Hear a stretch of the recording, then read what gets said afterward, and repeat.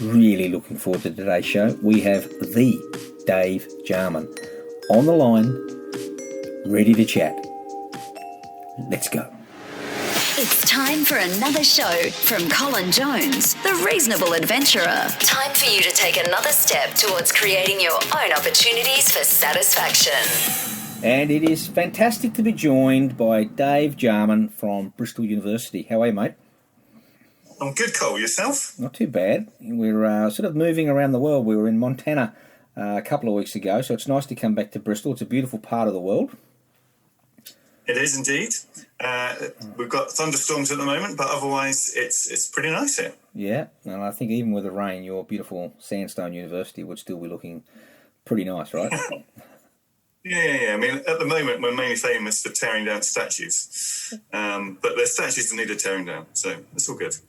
Look, outside of the EEUK community and the broader UK, you might not be as well known as you are in that UK context where you've done a lot of things. So maybe you could just introduce yourself to our listeners in terms of who you are, where you've come from, and what is it that gets you out of bed every morning?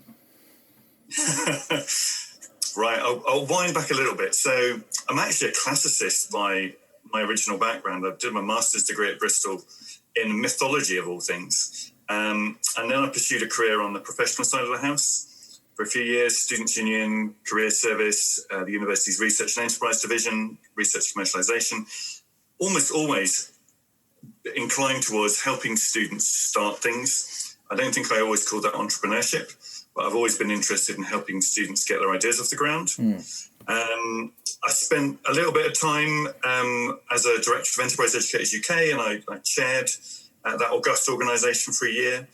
And then I had a couple of years slightly outside the organisation, but more focused on the kind of careers work. I went to Bath Spa University for a couple of years as their head of careers and enterprise. Partly as a creative arts university, a lot of the way they talked about employability for me was actually entrepreneurship, and that was a good mix. And then 4 years ago, I came back to the University of Bristol on the dark side as an academic in the then new Centre for Innovation and Entrepreneurship at the university. And I'm currently a senior lecturer in entrepreneurship and the programme lead for our master's degree in innovation and entrepreneurship. And I moonlight on a few other projects. So one of my persistent jobs has been smuggling innovation and enterprise education into every other curriculum at the University of Bristol. Cool. Well, I dare say you're most probably qualified to be in that sort of the dark side of the world, because you've developed some good relationships with our dear friend Neil Coles, and that he's taken you in the dark side. I suspect that's not a natural thing for you. It's more of a Neil thing who's influenced you, right? I can't blame Neil for this. I mean, I'm partially responsible for bringing Neil to Bristol in the first place. Yeah. And I tipped him off to the fact that I was leaving, and then he joined Bristol, and then I came back. And now he's only, well, if we weren't in lockdown, he would only be a desk away from me. Yeah. Well, I wish he was. Both with our kids. I wish he was a desk away from me too, because it might mean that we were somewhere on a Saturday afternoon having a convivial to discuss the challenges of the world. What is it? What is it that you see is the role of education when you think about education? Broadly, what is it you see education there to do? For me, education is an emancipatory thing. It helps people become as good as they can be, become as successful as they can be. It helps them explore and to find things they wouldn't otherwise find. So for me, education has an ability to level up anyone and everyone to be able to do the things that they want and to think through what they think success actually is. Like one of the things that I've constantly come back to across my professional and academic careers is helping students reflect on not what they think they should be doing, but what actually they find satisfying, rewarding, and value-adding for themselves and the people around them. And I always find that the most rewarding bit of what I do is when a student goes, "Oh, yeah, right, I could do that, couldn't I? That would be brilliant. Yeah, okay, right, how do we help you do it?" Yeah, it's an interesting thing.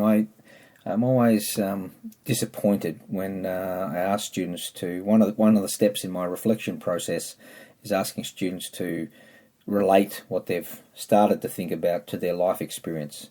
And so many students will say something along the lines of, "Well, I'm only 20. I don't have any life experience yet." And it's such a disappointing response, even when I've told them, "Don't say that."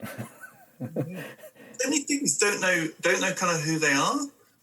I mean, to be honest, I'm not saying that I do. I mean, I'm 42, and I have this process of almost every 2 years. I go, I know who I am. This is brilliant. And then 2 years later, I'm going, I have no idea who I am, no idea what I should be doing. How did I get into this mess? And then it reverts again. And actually, I think there's a lot to be said for kind of sharing that with students and going, this is just a constant process, and you're always exploring, and I don't think you'll ever know exactly who you are and what you're supposed to be doing. You have to, and this I suspect might be a theme, you have to improvise. Yeah. And improvising around some values that you find in yourself to be kind of true over time, or some principles that you find to be true over time, I think is about as good as it gets. Yeah, cool. Along the way, you've discovered an interest in the reasonable adventurer approach. I'm curious to know, what is it about that approach that you see as being useful in you being able to enact that emancipatory type of approach to your students' learning? I think it's a really useful lens that helps as an alternative to some of the other ways in which students have a habit of thinking about entrepreneurship and kind of success and career progression. So one way in which I've been thinking about this is, often when we talk in entrepreneurship about ideas, we have a habit of using that desirability, feasibility, viability kind of structure. Like, do people want it? Can it be done? Is there a business model here? And I think we kind of then forget and are you the right person to do this? And are you going to continue to be the right person to do this for the rest of its life and for the rest of your life? So there's another angle there, which is I've sometimes talked about as authenticity, or occasionally as kind of credibility, and I think they kind of go hand in hand. And that's the bit about the student matching themselves up to the idea. And that's, actually that's inspired by some of your work about talking about kind of resource profiles and similar. But actually, it was when I first heard you talking about this reasonable adventurer. I'm even just drawn to the term. I love the idea of being reasonable. Yeah. I kind of have a personal hatred of anyone behaving in what I kind of deem to be an unreasonable manner. But also the word adventurer is just a really appealing word. And then when I kind of got into it, I saw those 6 principles, and while some of them I wasn't persuaded about initially, I was kind of like, what on earth have friendships and humour got to do with this?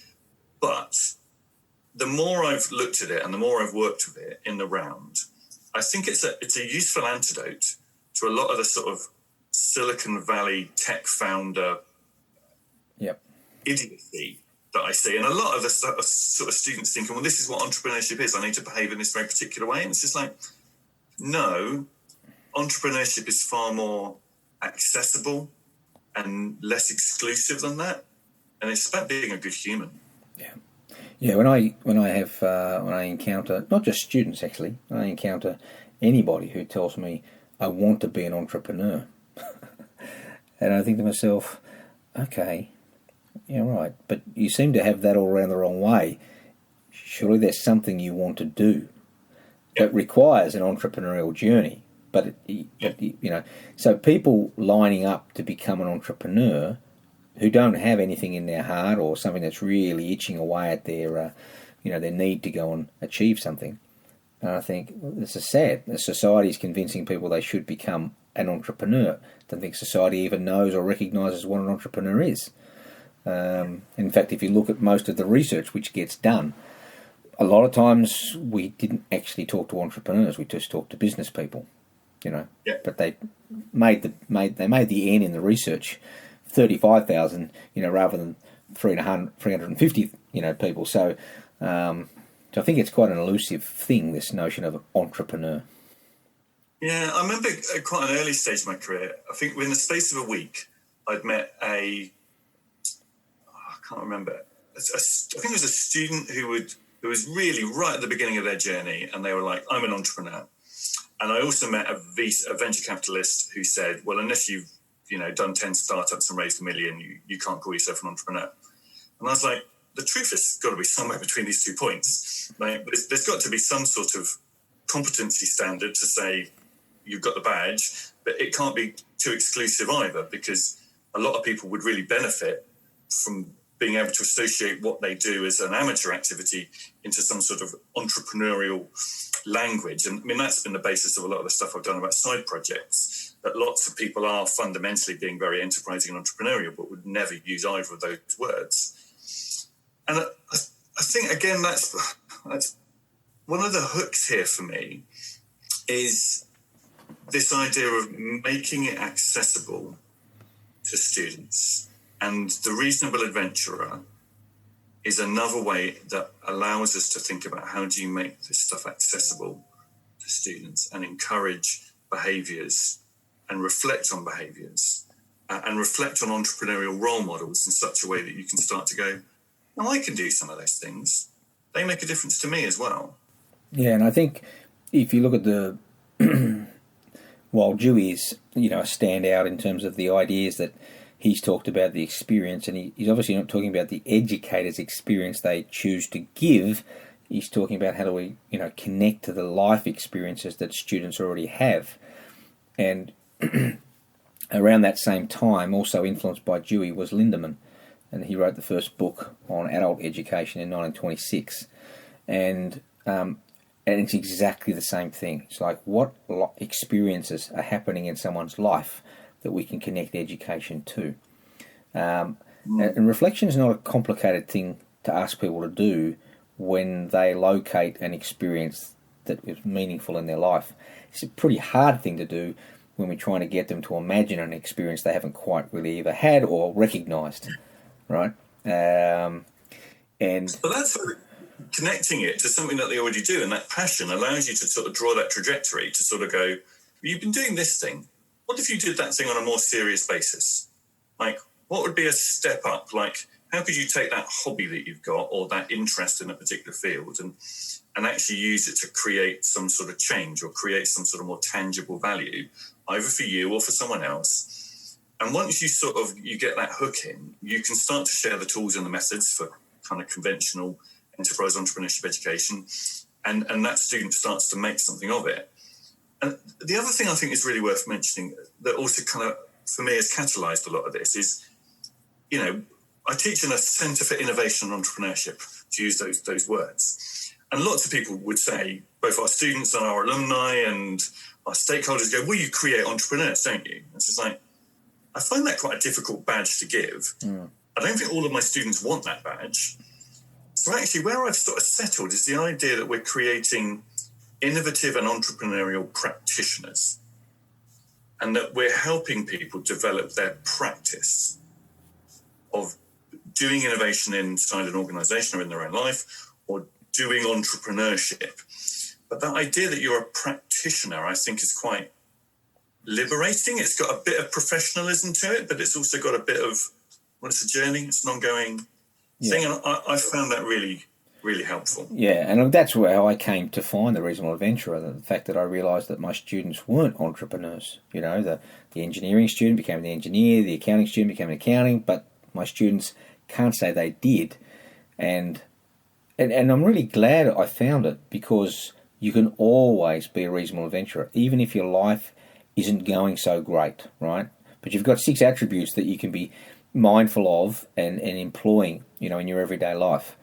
That they're not guaranteed to create opportunities for satisfaction, just like the process of creativity may not produce fruit until it's been used several times, right? And I think one of the saddest things that's happening at the moment is that people are lining up to call themselves a successful entrepreneur.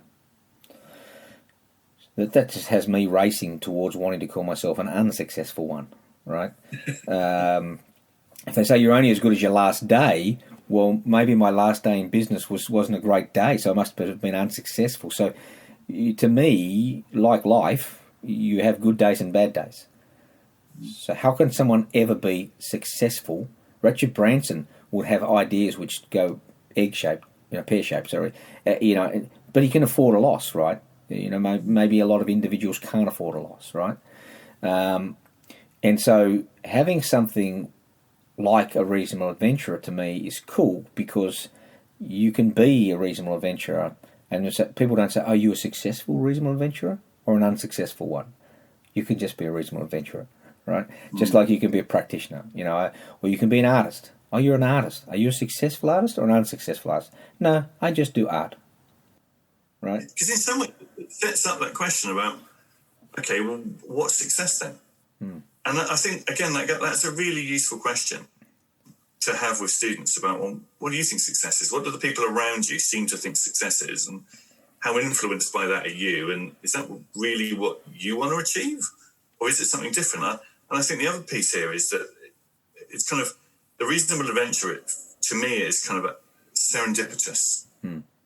There's lots of elements in there that lead towards serendipity and lead towards luck. Yeah. And a phrase that I've kind of had since, I don't know, I think my old boss, Neil Bradshaw, when I worked at in the Research and Enterprise Division, I don't know where he got this from, but he talked about engineered serendipity a lot. And all of my colleagues down the years will know that I've used that word, probably that phrase, too much.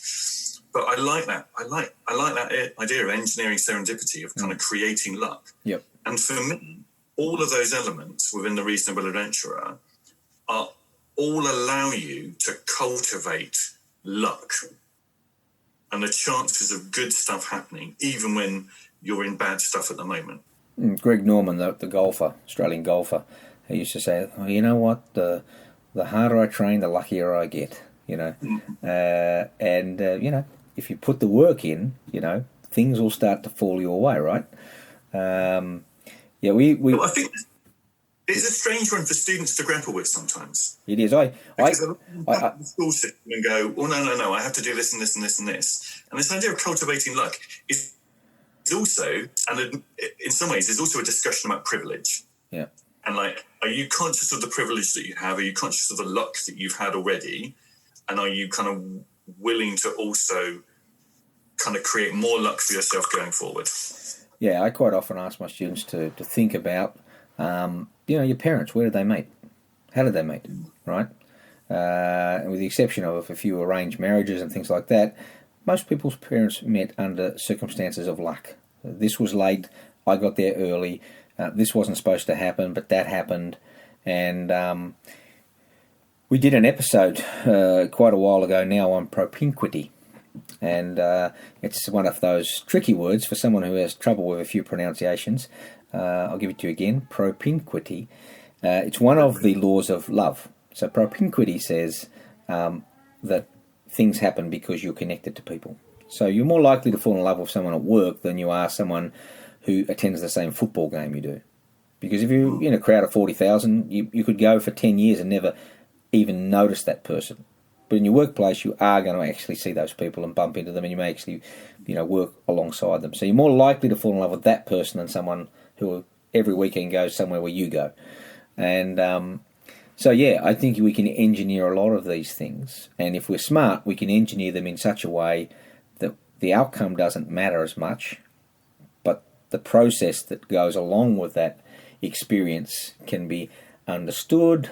And I think this is where the mindfulness actually comes in the educational process, which drives the reflection, because then we're starting to get that metacognition starting to happen, where people are starting to actually go, I understand why I think like that.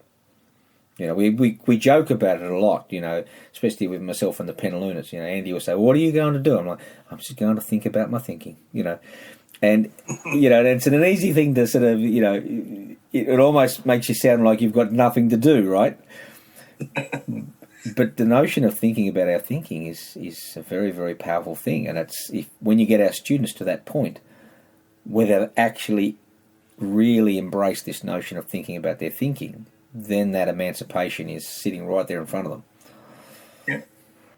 And I think there's links from there to, I tend to use reasonable adventure as a lens alongside kind of a broader discussion about entrepreneurial mindsets. So we might have done a few weeks about an idea, and then we start talking about kind of you and your values and your ambitions and what you think success is, and we bring in a piece of work around effectuation.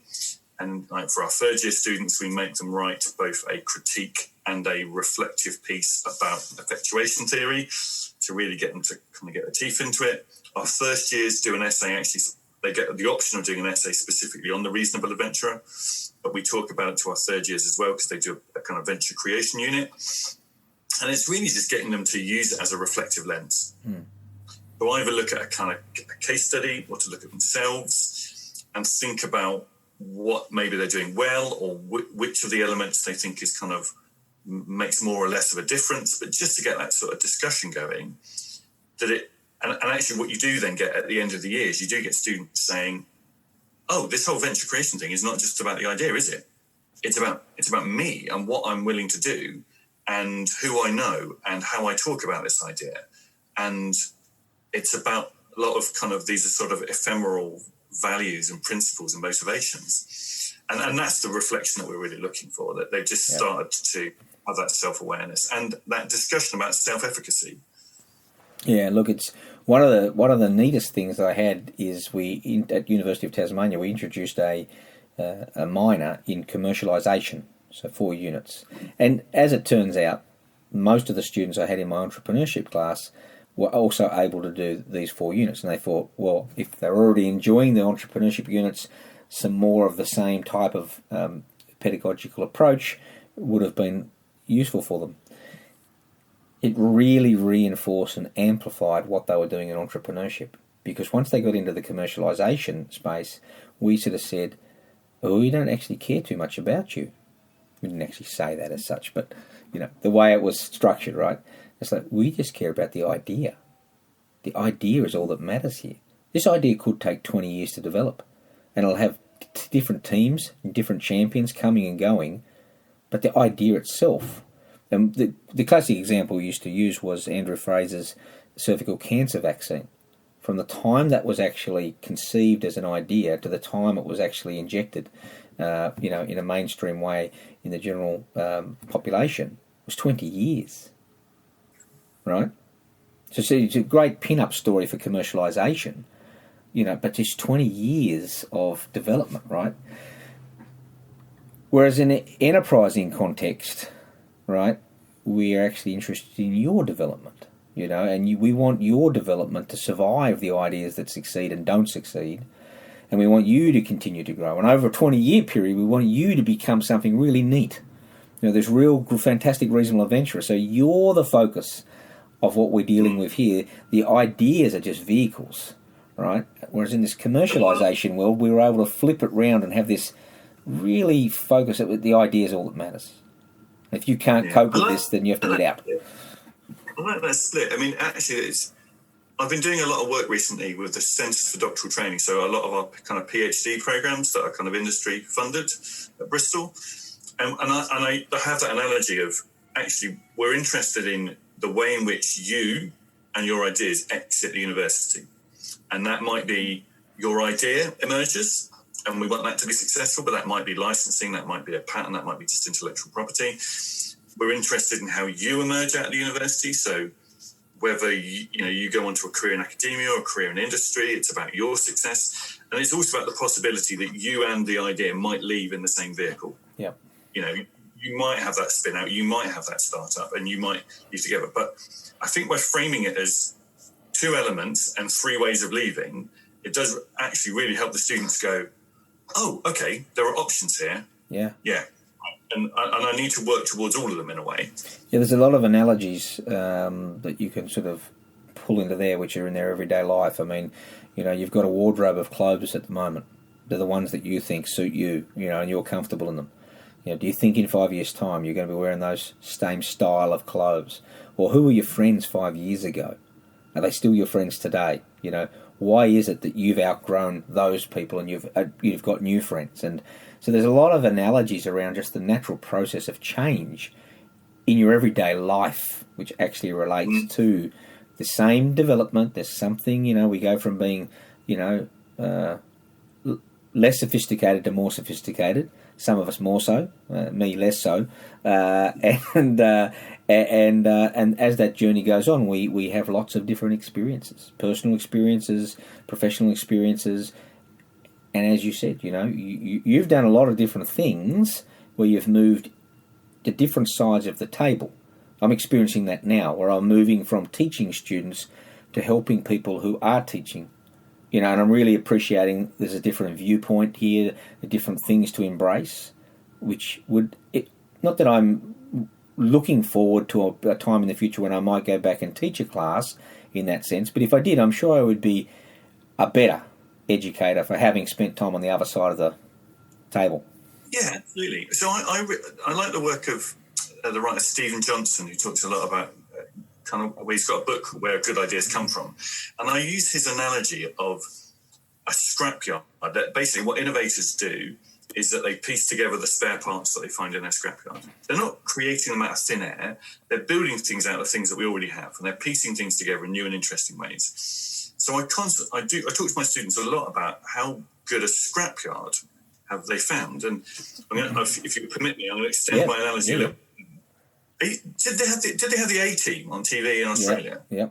Okay, cool. Right, this will work then. So, the A-Team always used to get locked in a barn, and then they'd kind of build a tank out of like a tractor and agricultural machinery. So at the moment, I've got this analogy that because of lockdown and because we can't teach in the way that we used to teach, we've all effectively been locked in a barn. So we have to do things differently. We have to work out what we can do in the space. But it's not just the creative constraint that we have to do it differently. It's also about what are we locked in the barn with? What are the spare parts? What are the tools that we have at our disposal in the barn? Because the A-Team were always locked in with way too much equipment and a load of high-grade military engineering skills. And that's where they could always build a tank. Now, actually, what's interesting is in lockdown, I found myself turning back to a lot of the skills I had as a coach and a facilitator professionally, running short workshops and not whole talk programs. I found myself actually quite inspired by my 5-year-old's primary school homeschooling materials that I'm now dealing with on a daily basis. Actually, it's that willingness to use the spare parts at your disposal, and the more diverse and the richer set of spare parts you've got, I think the more likely you are to have, again, those serendipitous moments of putting that together in interesting ways.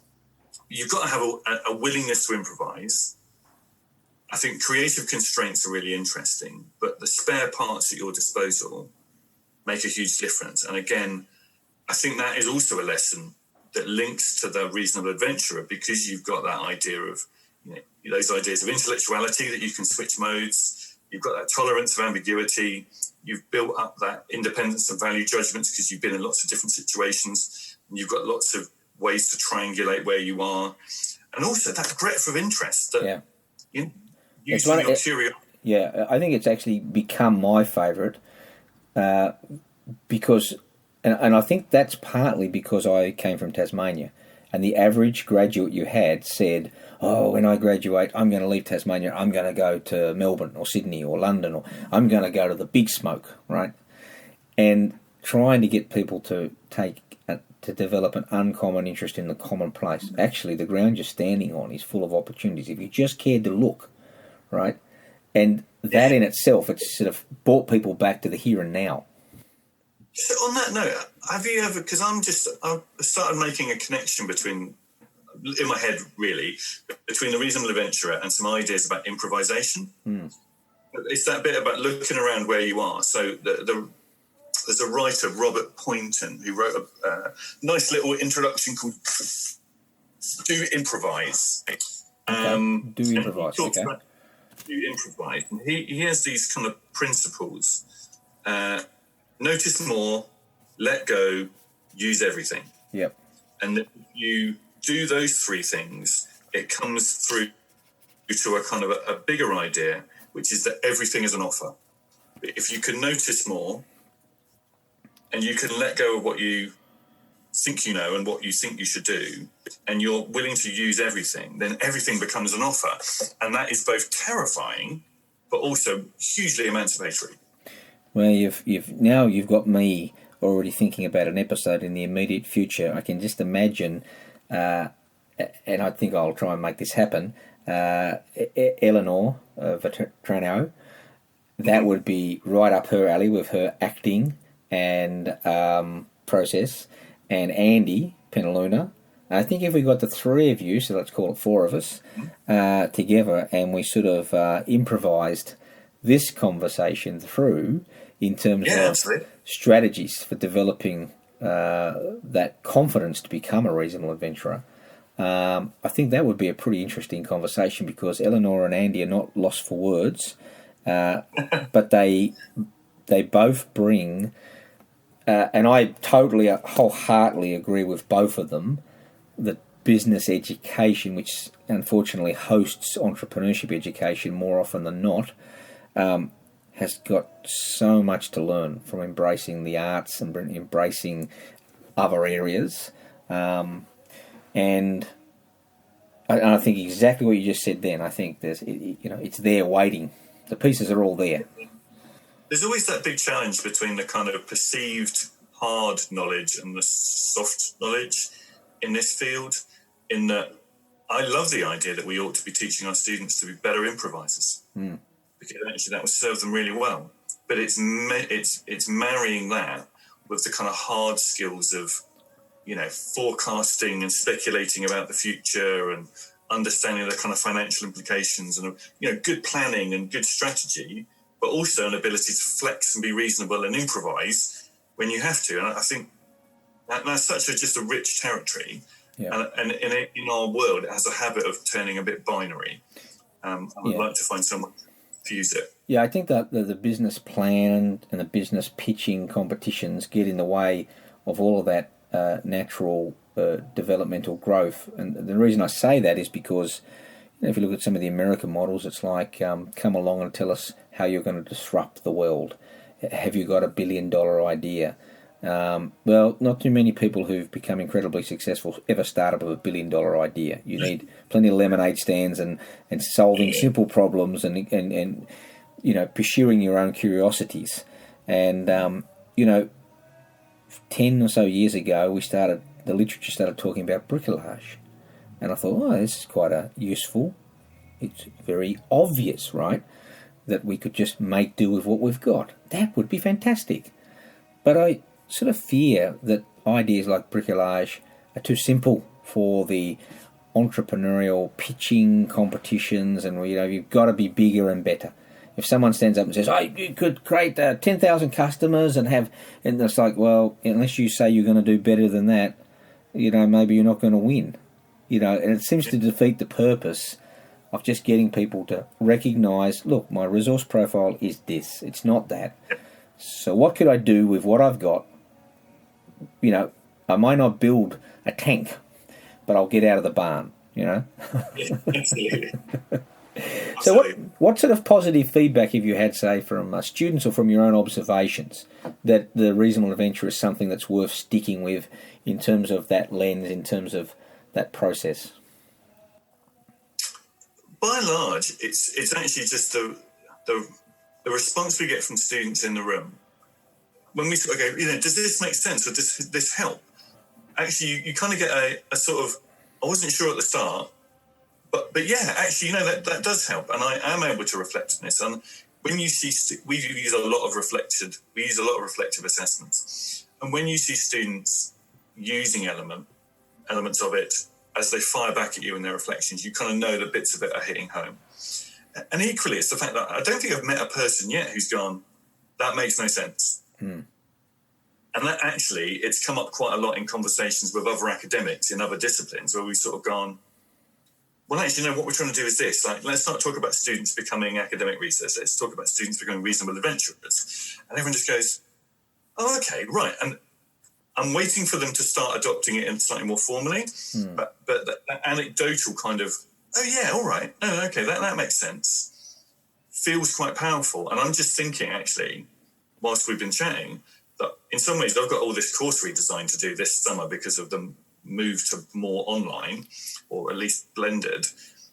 I'm almost thinking, actually, I need to just make sure that those 6 principles are part of my framework for saying, whatever I've developed at the end of this, has also got to be able to Yeah. check these things. Like, am I doing things that actually will develop all these things? Now, the bit that says, how do I make sure that my curriculum is developing their humour? That I'm curious to see how I do that, but I'll have a go. Well, I think that links back to the second attribute in terms of close friendships, because to truly embrace the worldview of other people means that whatever's happening in that room has got an element of benignness to it. You know, we haven't brought our agendas in, we haven't brought our political beliefs in, you know. We're able to, and I'm going to be discussing this in a few weeks to come, this notion of tolerance, because I think that there's very little tolerance in the world.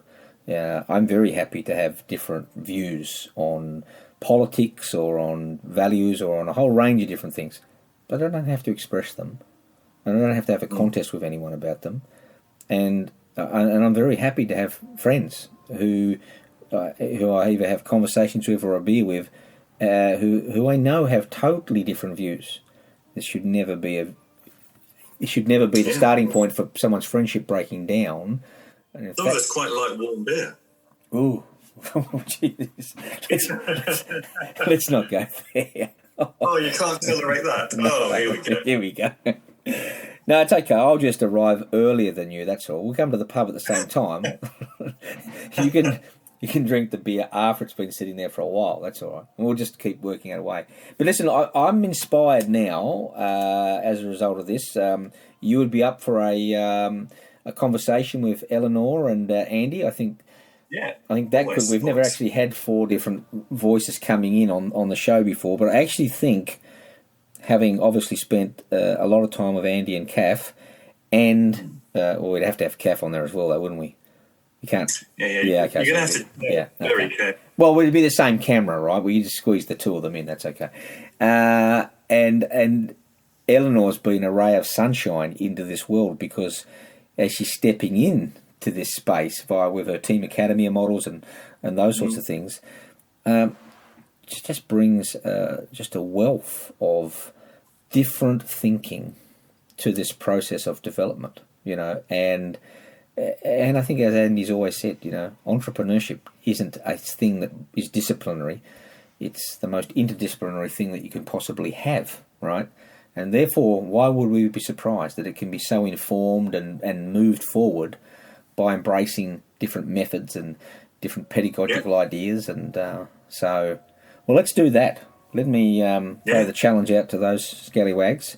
It'll be a good opportunity to enjoy a conversation with you all. But listen, thank you so much for coming along and having a chat. Thanks, Cole. I think it's been really useful. I mean, I can sprout on about the value of the reasonable adventure to the cows come home, but it's nice to sort of see it finding a home in other places and being developed. And I think the nicest thing about some of the things that I've heard you saying tonight, Dave, is that you're finding other complementary things to use with it. That you're finding it, it fits in nicely with this and that. And to me, Parker J. Palmer says, we teach who we are. So you don't have to copy what someone else does. You see the value of something, and then you work out, well, how does that then create value in what I want to do and in the context of the students I work with? And I think that's really neat.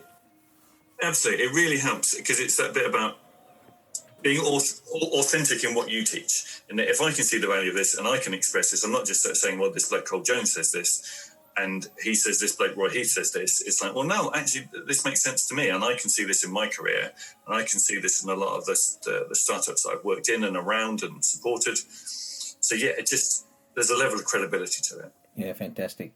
Listen, I'm going to let you to go off and continue your reflecting. Thank you very much. Have you still got the rain beating down on the roof? Yeah, it's calmed down ever so slightly. I'm going to. Well, actually, I know you spoke to Katie Ray. Yes. Up at Newcastle recently. I'm their external examiner, so I'm about to do some work for them. Okay. Well, give my regards to Katie. She's one of our show's favourite listeners, even though she does put us on double speed quite often. Which is why when we were doing the episode, we slowed down our voices just to stop her from being able to do that, right? because there's not a triple speed which would enable her to get past that. Thanks so much for joining us, and we'll look forward to talking to you with Andy and Eleanor very soon. Cheers, Cole. Take care.